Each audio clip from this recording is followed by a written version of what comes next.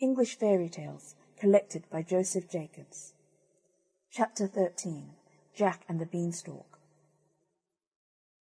There was once upon a time a poor widow who had an only son named Jack, and a cow named Milky White.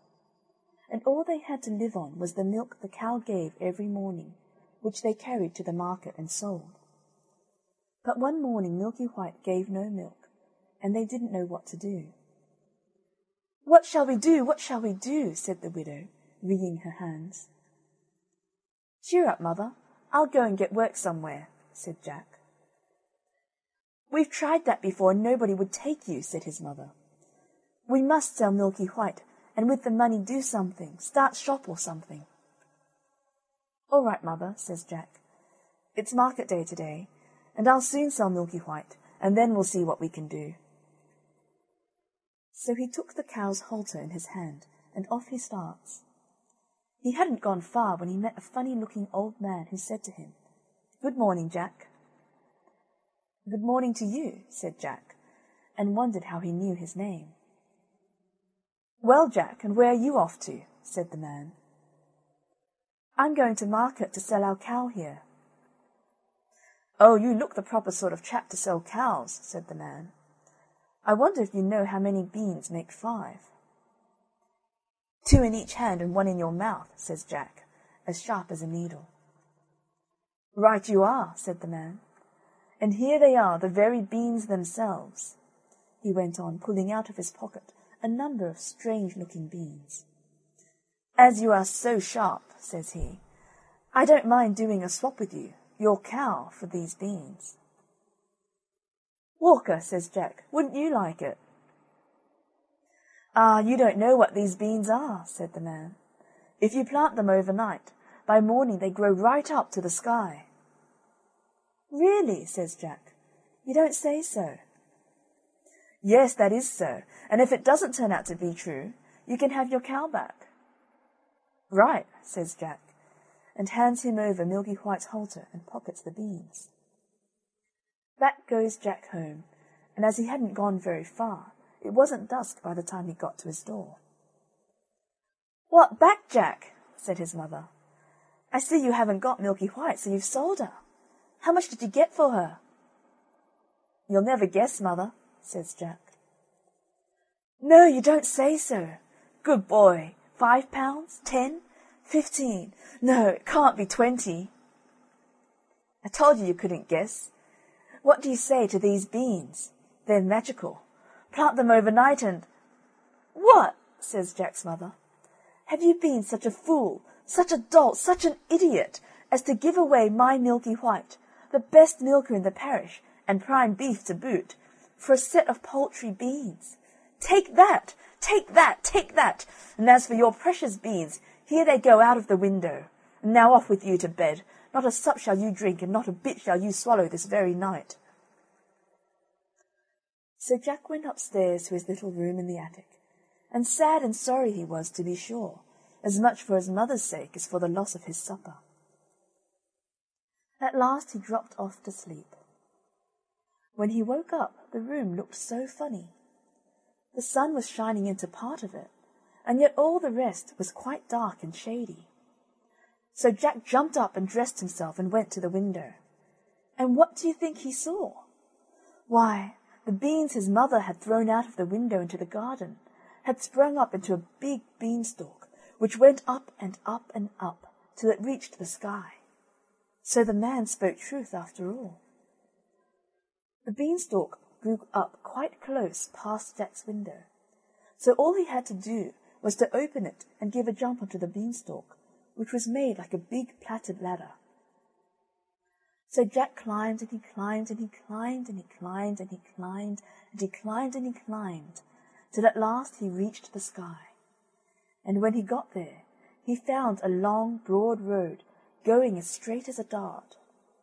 So he walked along and he walked along and he walked along till he came to a great big tall house, and on the doorstep there was a great big tall woman. "Good morning, Mum," says Jack, quite polite-like.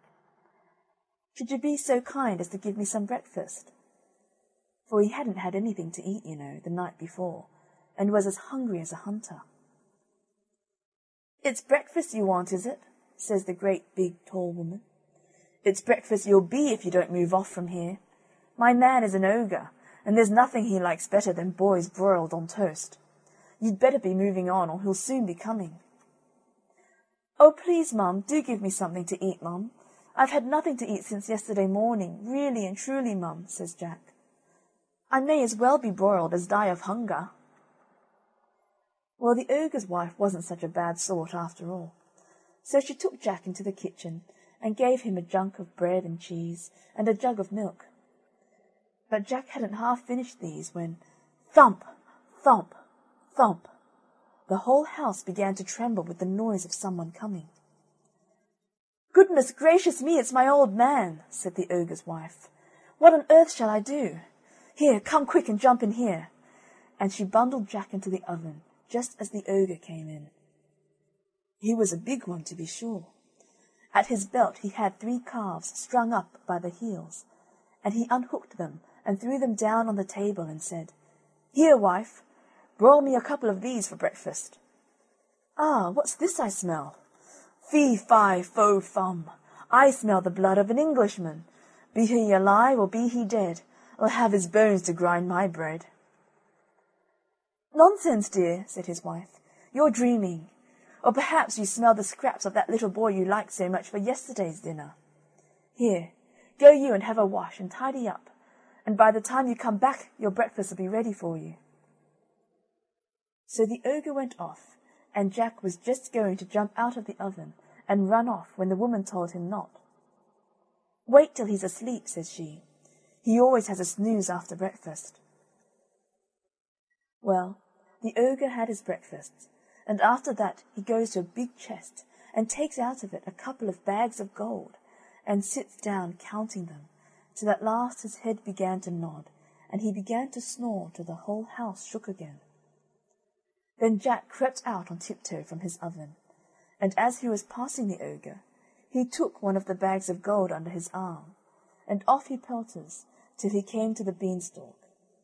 And then he threw down the bag of gold, which of course fell into his mother's garden, and then he climbed down, till at last he got home and told his mother, and showed her the gold and said, "Well, mother, wasn't I right about the beans? They are really magical, you see."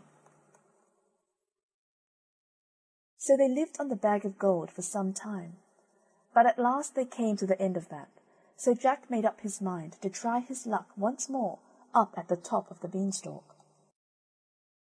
So one fine morning he got up early and got onto the beanstalk, and he climbed and he climbed, and he climbed and he climbed, and he climbed and he climbed, till at last he had got on the road again and came to the great big tall house he had been to before. There, sure enough, was the great big tall woman a-standing on the doorstep. "Good morning, Mum," says Jack, as bold as brass. "Could you be so good as to give me something to eat?" "Go away, my boy," said the big tall woman, "or else my man will eat you up for breakfast. But aren't you the youngster who came here once before? Do you know, that very day my man missed one of his bags of gold?" "That's strange, Mum," says Jack. "I dare say I could tell you something about that, but I'm so hungry I can't speak till I've had something to eat." Well, the big tall woman was that curious that she took him in and gave him something to eat.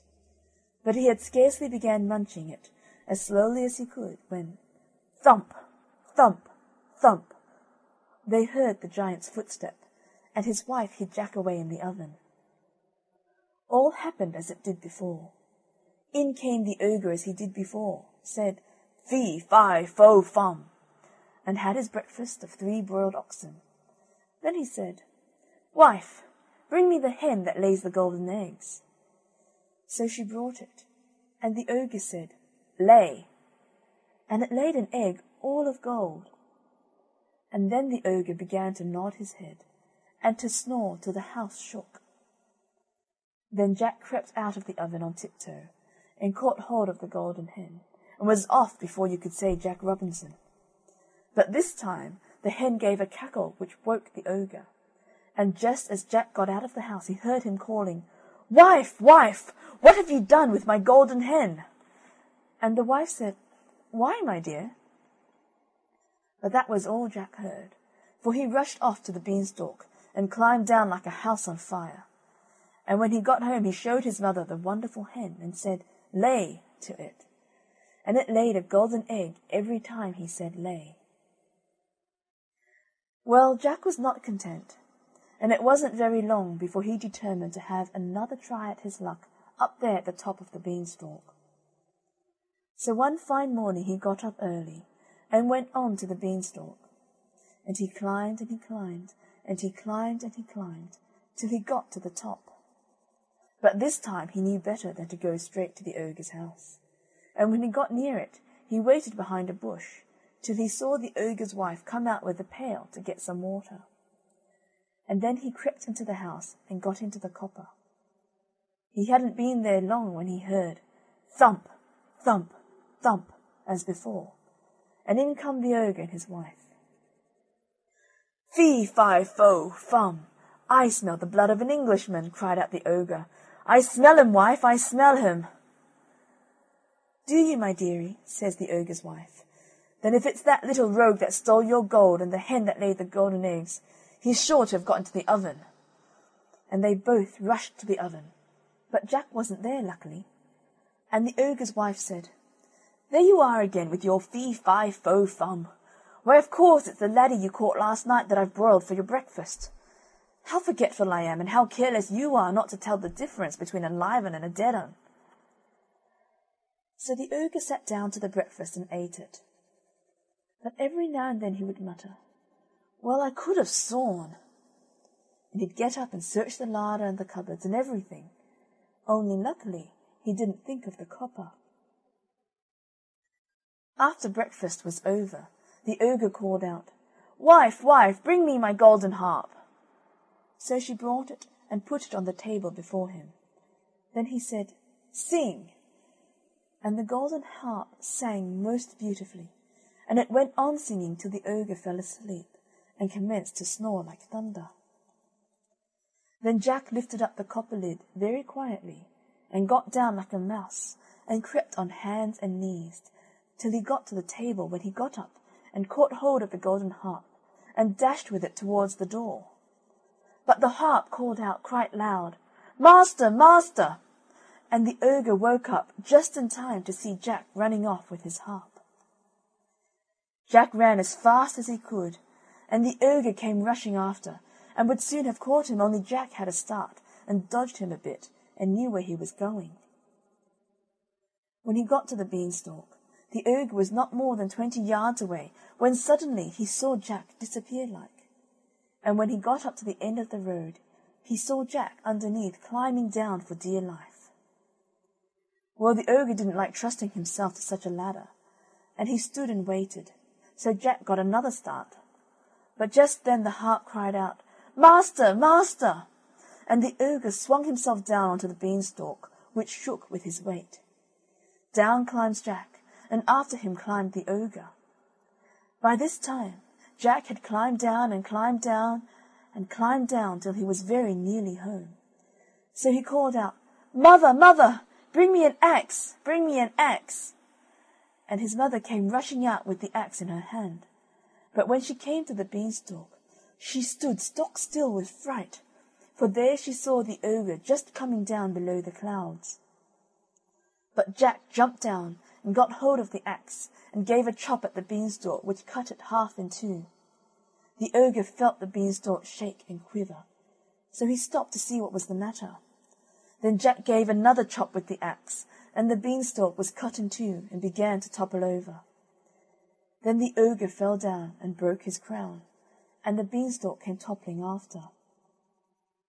Then Jack showed his mother his golden harp, and what with showing that and selling the golden eggs, Jack and his mother became very rich, and he married a great princess, and they lived happy ever after. End of chapter 13. Jack and the Beanstalk.